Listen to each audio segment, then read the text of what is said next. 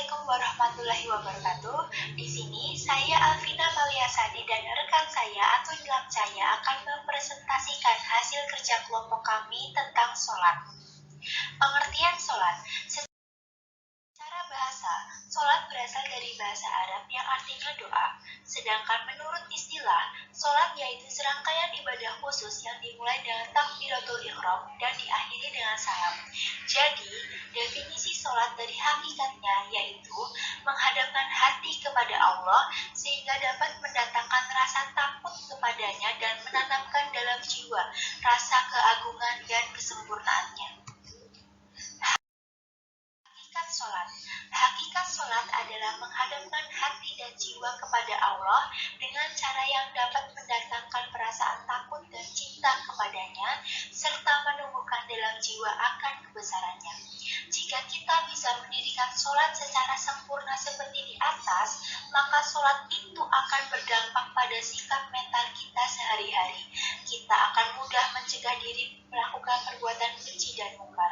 Namun sebaliknya, sholat yang dilakukan secara sembrono dan tidak memiliki dampak sosial dilukiskan dalam Al-Quran, yang artinya, maka kecelakaanlah bagi orang-orang yang sholat, yaitu orang-orang yang lalai dari sholatnya, orang-orang yang berbuat ria dan enggan menolong dengan barang berguna.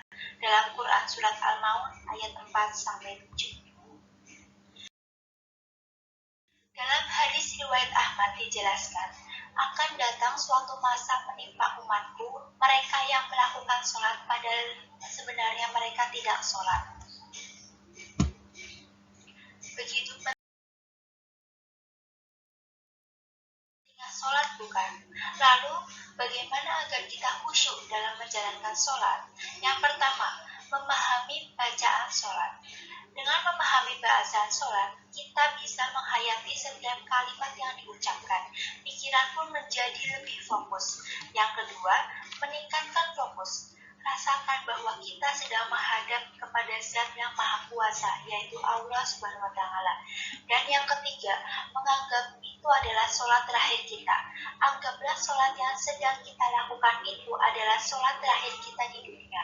Dengan selalu mengingat kematian, kita bisa lebih berkonsentrasi.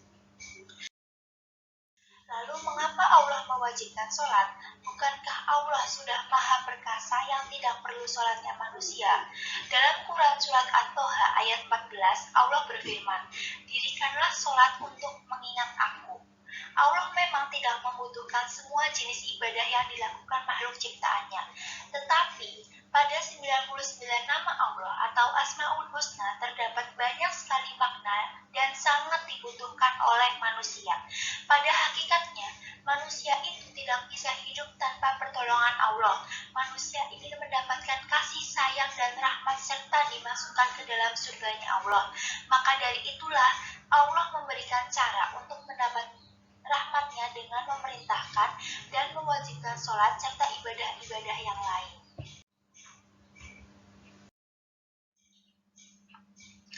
Akhlak dalam sholat. Sholat merupakan salah satu ibadah yang di dalamnya terdapat beberapa nilai-nilai pendidikan akhlak. Apa sajakah itu? Yang pertama, sholat mendidik untuk menyucikan diri dari sifat-sifat buruk. Yang kedua, sholat mendidik disiplin waktu. Yang ketiga, sholat mendidik kesatuan dan persatuan umat. Yang keempat, sholat mendidik ketaatan pada pemimpin. Dan yang kelima, sholat mendidik persamaan hak. Hikmah melaksanakan ibadah sholat. Yang pertama, hati menjadi lebih tenang. Yang kedua, menjadi sebab turunnya rahmat dan rezeki dari Allah. Yang ketiga, menyehatkan badan. Yang keempat, meningkatkan keimanan dan ketakwaan. Yang kelima, membuat semakin dicintai oleh Allah. Dan yang keenam, menjadi faktor ketenangan dalam kubur. Lalu, apa makna spiritual dalam sholat? Seseorang yang sholat berarti melakukan hubungan langsung dengan Allah Subhanahu wa Ta'ala. Dengan demikian, terciptanya rasa aman, tenang, damai, indah, sejuk, dan lapang di dada. Seperti yang dilukiskan Allah dalam ayat, yaitu orang-orang yang beriman, dan hati mereka menjadi tentram dengan mengingat Allah. Ingatlah Allah, dengan mengingat Allah lah hati menjadi tentram. Surat Al ayat 29. Karena itulah Allah Subhanahu wa Ta'ala menyerukan, dirikanlah sholat untuk mengingat Aku. Quran Surat At-Taha ayat 14. Mengingat Allah Subhanahu wa Ta'ala untuk menenangkan jiwa harus dilakukan secara konstan dan dengan waktu yang teratur. Melaksanakan sholat secara rutin diharapkan dapat melahirkan hamba-hamba yang istimewa.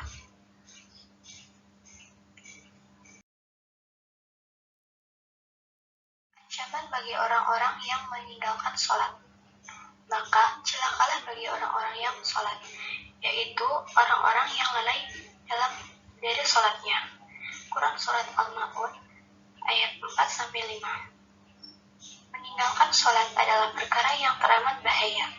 Di dalam berbagai dalil disebutkan berbagai ancaman yang sudah sepatutnya membuat seorang khawatir jika sampai lalai memperhatikan rukun Islam yang mulia ini. Berikut beberapa ancaman bagi orang-orang yang meninggalkan sholat. Yang pertama, azab neraka sakar. Allah Subhanahu wa Ta'ala berfirman, apakah yang memasukkan kalian ke dalam sakar atau neraka? Mereka menjawab, kami dahulu tidak termasuk orang-orang yang mengerjakan sholat. Quran Surat Al-Mudaththir ayat 42-43. Yang kedua, azab kubur. Firman Allah Subhanahu wa Ta'ala, dan barang siapa yang berpaling dari peringatanku, maka sesungguhnya baginya penghidupan yang sempit. Quran Surat Al-Taha 124. Kehidupan yang sempit di sini ditafsirkan dengan azab kubur.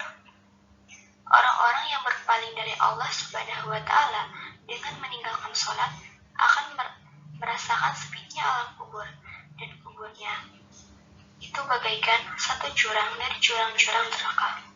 Dan yang ketiga, lepas dari tanggungan Allah. Mu'adz bin Jabal berkata, Rasulullah Shallallahu Alaihi Wasallam menasihatiku dengan sabdanya, janganlah kamu menyekutukan Allah, sekalipun kamu dibunuh atau dibakar. Janganlah kamu durhaka kepada kedua orang tuamu, meskipun kamu disuruh untuk meninggalkan keluarga dan hartamu. Dan janganlah sekali-kali meninggalkan sholat fardu dengan sengaja. Karena sesungguhnya yang meninggalkan sholat fardu dengan sengaja, maka sungguh tanggungan Allah akan lepas darinya. Hadis riwayat At-Tabrani. Jadi, sudah sepatutnya sebagai seorang muslim, kita harus menaruh perhatian yang sangat besar dalam menjalankan sholat dengan sebaik-baiknya, penuh tanggung jawab, dan bukan sekedar rutinitas atau penggugur kewajiban. Dengan demikian, kita akan menjadi orang-orang yang akan mewarisi surga firdausnya Allah, dan insya Allah kekal di dalamnya. Amin. Sekian yang dapat kami sampaikan, kurang lebihnya mohon maaf. Wassalamualaikum warahmatullahi wabarakatuh.